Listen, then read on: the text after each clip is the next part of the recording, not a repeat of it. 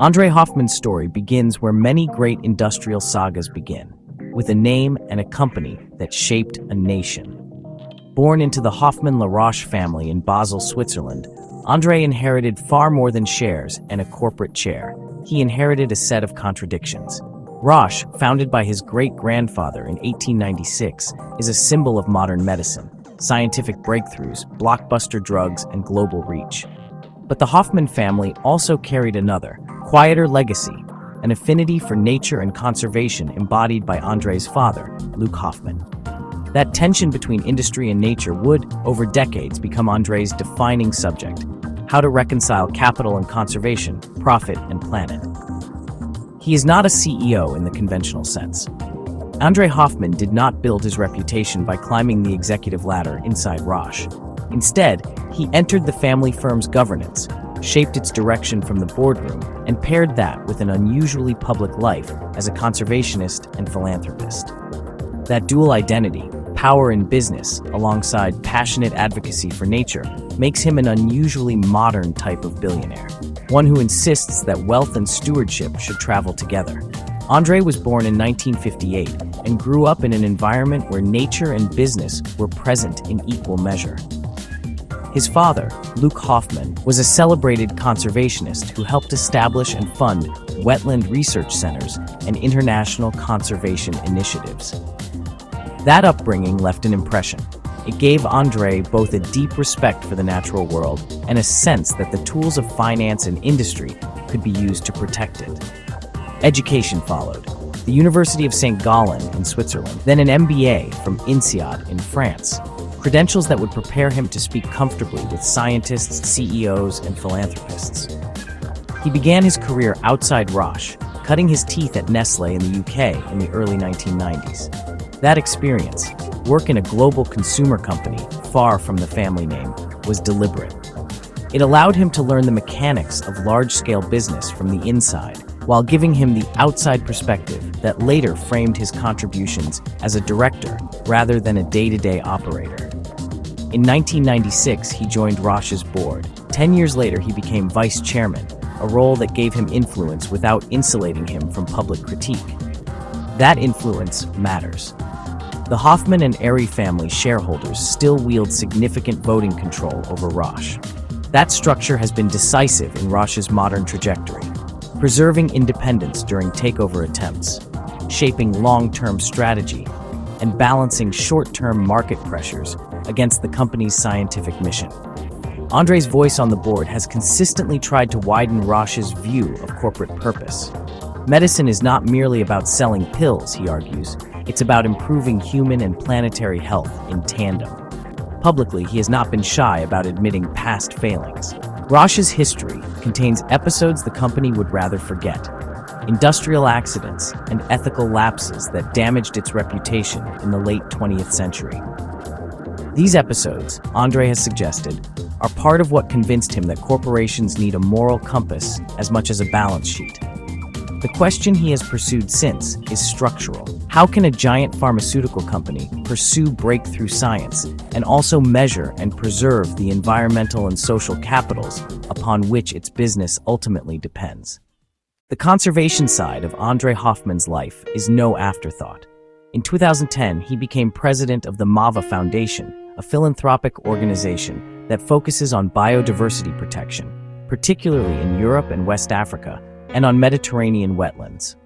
Under his stewardship, MAVA professionalized, scaled up its grants, and sharpened its strategic focus. The foundation's work reflects André's conviction that philanthropy must be strategic, evidence-based, and attuned to systemic change, not just charity.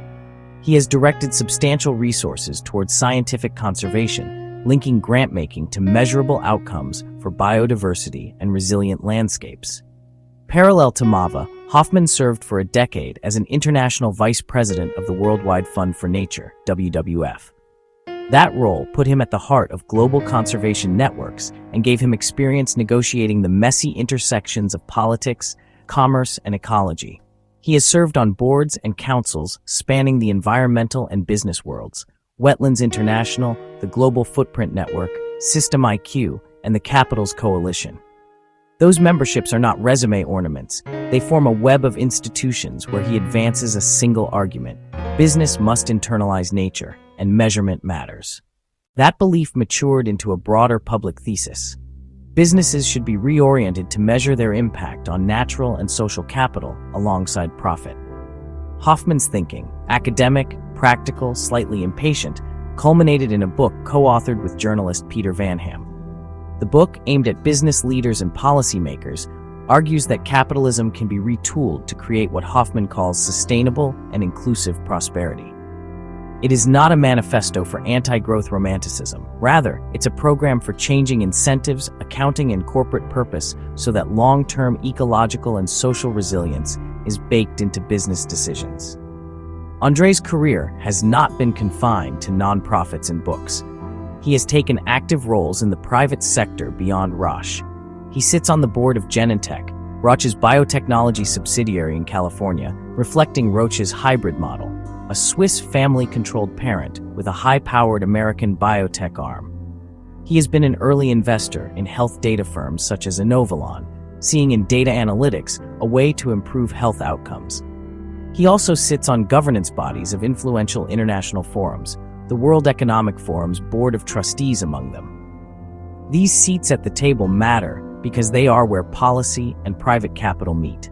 If there is irony in Hoffmann's profile, an heir to a pharma dynasty who has become a standard bearer for environmentalism, he acknowledges it. He has said that the source of fortune matters. How wealth is created influences its legitimacy.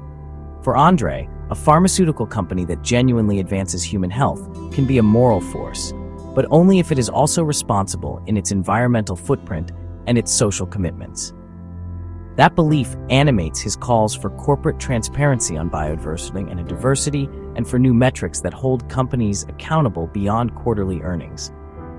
Hoffmann's public voice has often been blunt.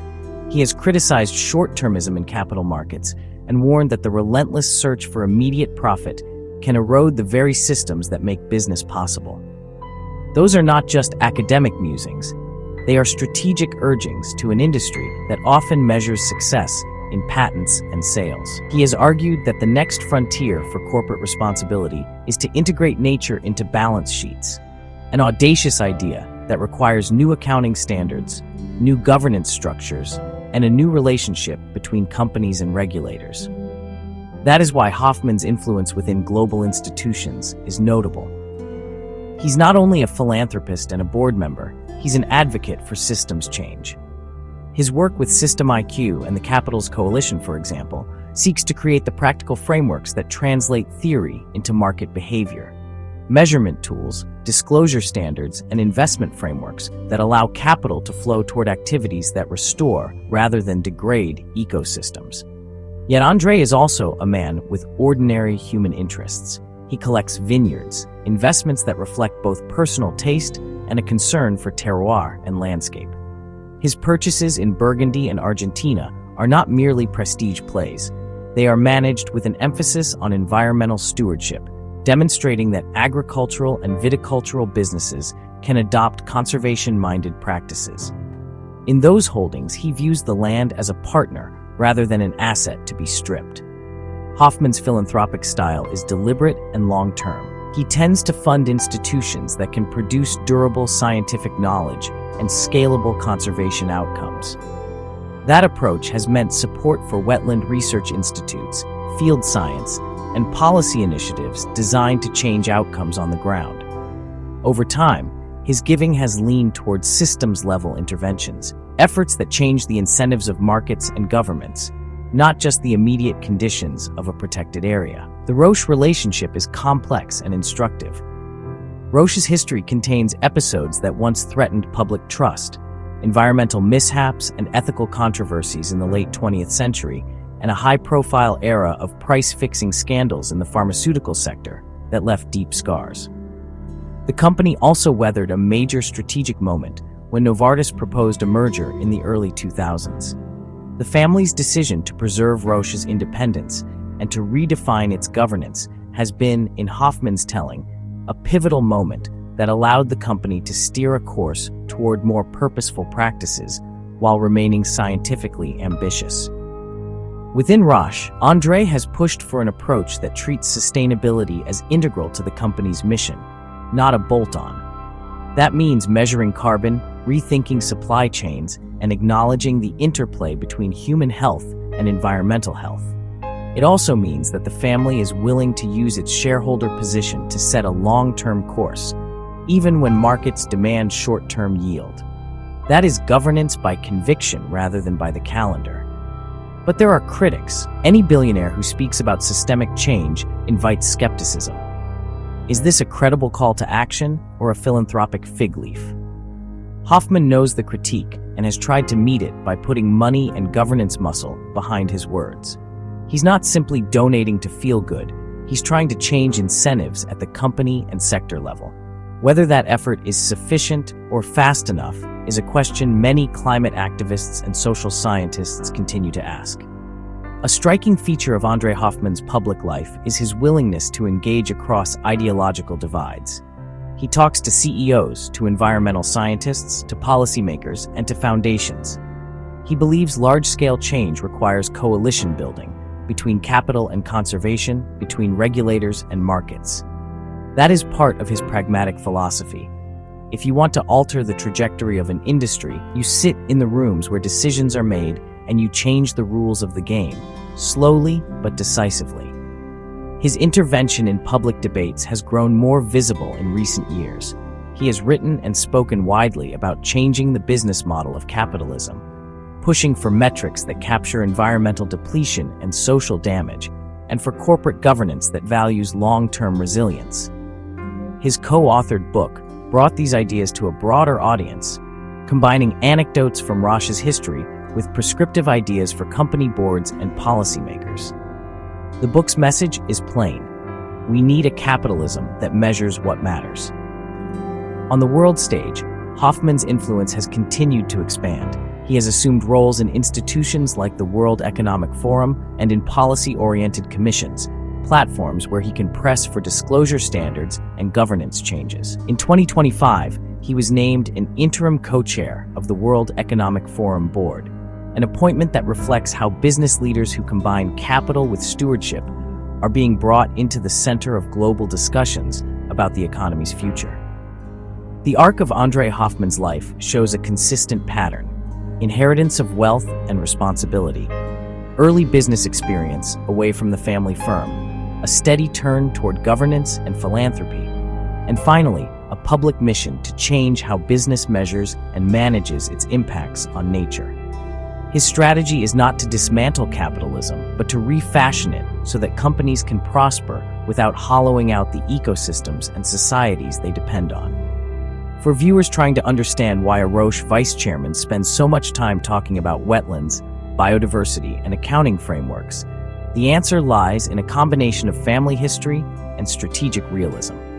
Luke Hoffmann taught a generation that money could be used to protect nature. André's insight has been to see that protecting nature at scale requires changing how capital flows in the first place. That leads him to a suite of interventions: books, foundations, board roles, and public advocacy, aimed at aligning financial incentives with ecological outcomes. What does the future look like from André Hoffmann's vantage? He would likely say it is neither apocalyptic nor comfortably green. Rather, it is a contest of incentives.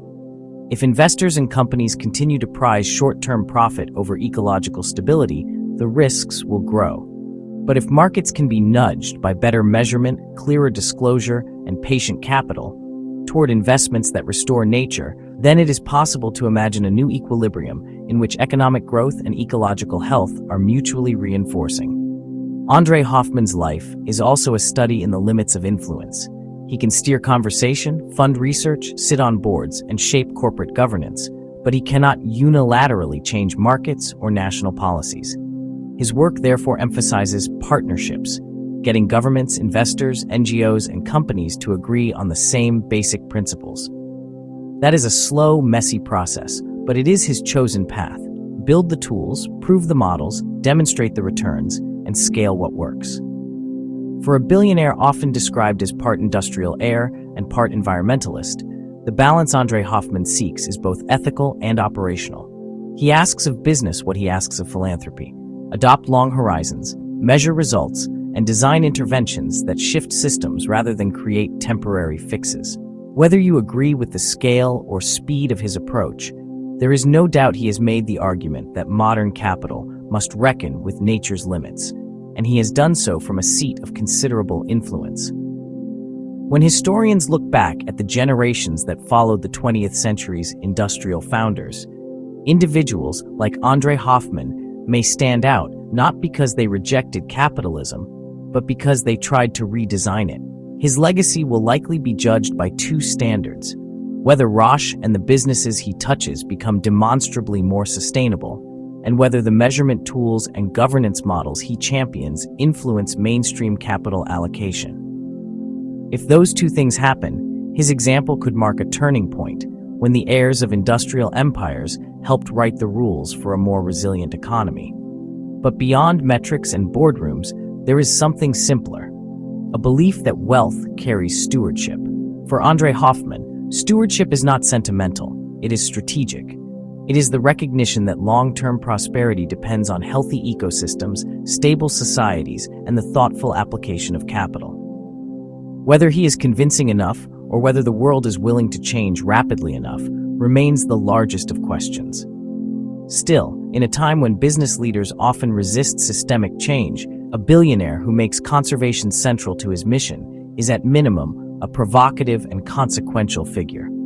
André Hoffmann's life, then, is a story of reconciliation between family legacy and personal conviction, between profit and planet, between the immediate demands of markets and the patient needs of ecosystems. It's a story that asks a modern question: can the engines of capitalism be retooled to protect what sustains life on Earth? For Hoffmann, the answer is yes, but only if enough people, institutions, and leaders are willing to align incentives and measure what matters. That, in the end, is his wager: that business can be a force for good if it chooses to be.